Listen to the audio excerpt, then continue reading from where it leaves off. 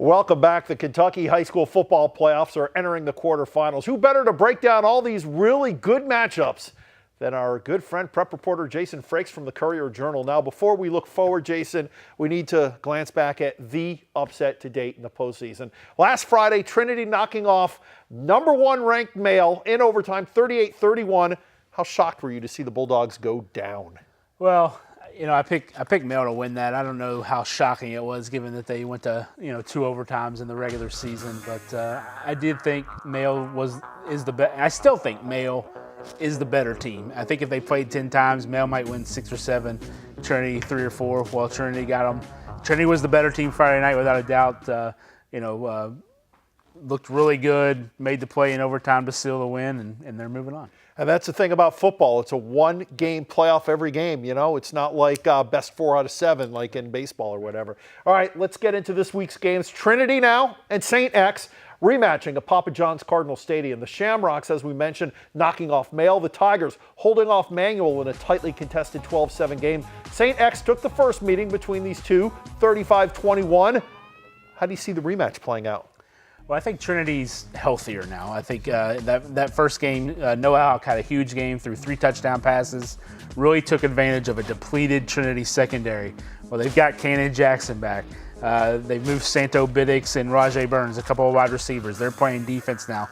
They've sort of figured out that secondary. And then they got a guy, Luke Eskins, who nobody really heard of. He had 2 interceptions against Male last week, so they're healthier there. I think they figured out some things on offense now as well. They have Donald Brooks, who was playing running back. He's moved out to the slot a little more to open up some things there.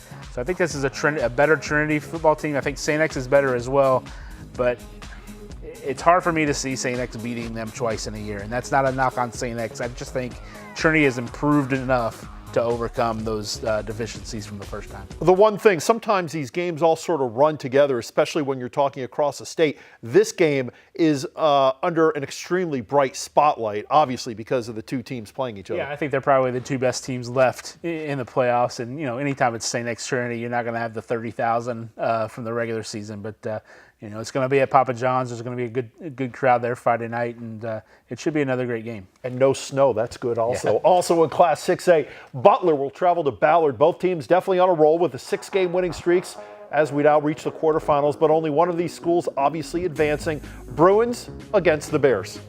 Yeah, Ballard, like you said, 6-game winning streak, and last week, they got a big game from Ryan Dawkins, a kid who hadn't really done a whole lot this year, big kid. 3 touchdown runs. They have David Daniels there running the ball as well. So Ballard, a nice offense. Butler, William Johnson, since he moved from quarterback to running backs, really done some good things there and opened up some things for Butler. And Butler's defense has played real well here. During the 6-game winning streak, they're only giving up 10.5 points a game. So I think this is probably going to be a lower scoring kind of game. I think Ballard just has a couple more weapons. They haven't been to a state semifinal in about 20 years. So if they win this one and get there, it'd be a huge accomplishment for Ballard. So you're going with Ballard and a low-scoring thriller. Yep. All right, next up, let's go to Class 5A. John Hardin heading to Iroquois. The Raiders, 11-1 and rolling. The Bulldogs, just 6-6 and just hoping to stay alive in this game. I mean, is this a potential blowout here? No, not at all? No, not at all. I mean, this game went to overtime in the regular season. Iroquois won 27-20, and that was a huge win for them. It really sort of established what they could accomplish this year, because in years past, John Hardin had just owned Iroquois. So for them to beat John Hardin last time out was big. I think John Hardin has gotten a lot better since then. They're 5-1 since they lost to Iroquois. They had a lot of young guys playing defense to start the season. Iroquois is just, there are 48 teams left in the playoffs. They're probably the 48th most likely of those to be here. I mean, they have 2 playoff victories in their entire history before this year, and now they have 2 this year. So it's a huge accomplishment for Iroquois to be here. I'm picking them to win. They're at home.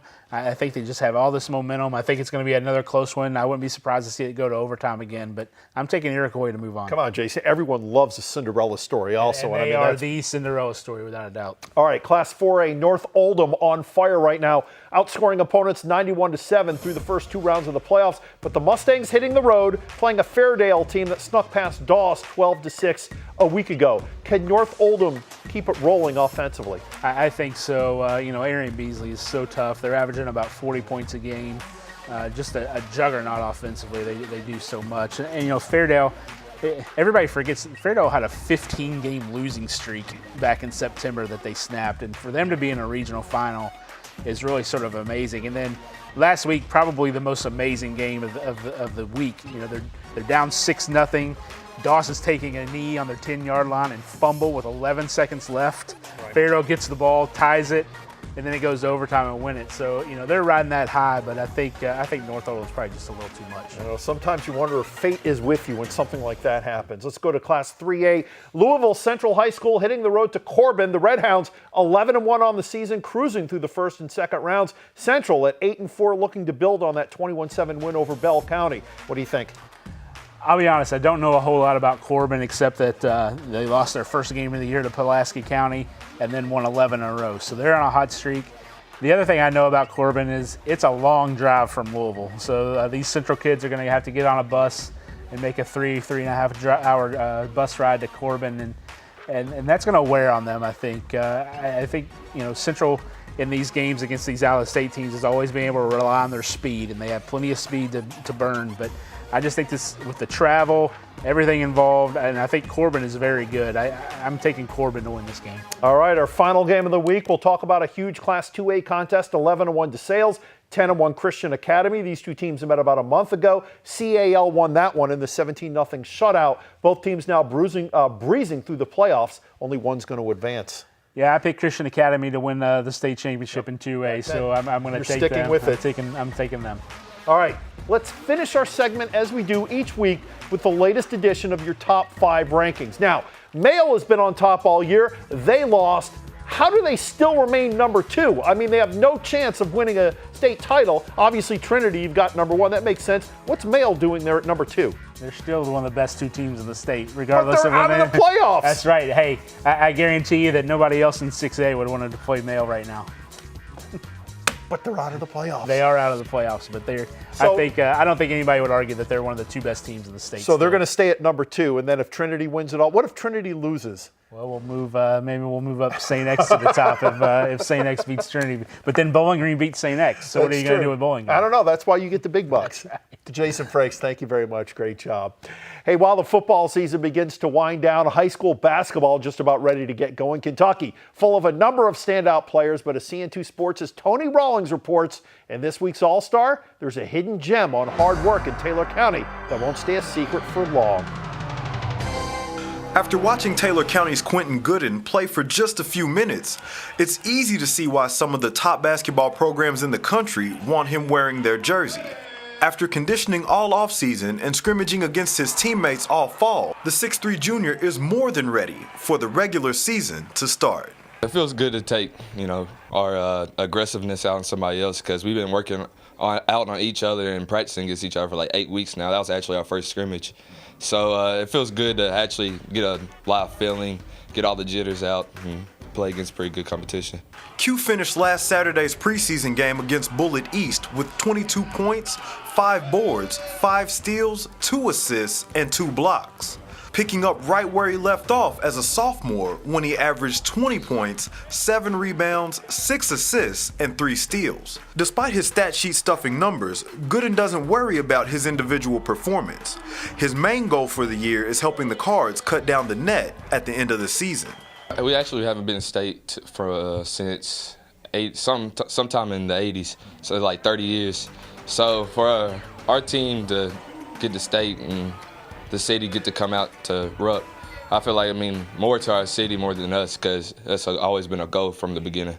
So far, Gooden has scholarship offers from 19 Division I schools. Ironically enough, he didn't watch a lot of college ball growing up, preferring to watch the pros. He says he'll make his decision right before his senior season so he can spend the year playing basketball and hanging out with his teammates. Trying to focus on 10 schools, then maybe my senior year, or maybe the summer or something, go down to 5, and then probably try to commit beginning of my senior year so it won't be such a headache. Sometimes it can get overwhelming with them blowing up my phone and calling me, but I just got to enjoy the process. I mean, I'm still young. I still got a year of high school left. So I'm just trying to have fun. Don't let it get to my head and where I don't stop working, because working by myself with my dad in the gym and Coach Gatewood and all my peers is what made me better. In addition to his success on the floor, Quentin maintains a 4.0 GPA and wants to study sports medicine in college. I want to stay around like this sports. It don't really matter what sport it is. I just like sports in general. No matter if it's like lacrosse, soccer, anything. Just want to help other people, reach their dreams. So whichever school he chooses will be getting a great ball player and a top-notch student. Tony Rawlings, CN2 Sports. Tony, great job. Thank you much. Coming up, the NASCAR season is in the books, so we'll recap an exciting year with our racer, Chris Lafferty. Plus, Rick Pitino and the Louisville basketball team getting set for Friday night's home game against Marshall. We'll hear from the top card after we take a quick check of your CN2 forecast.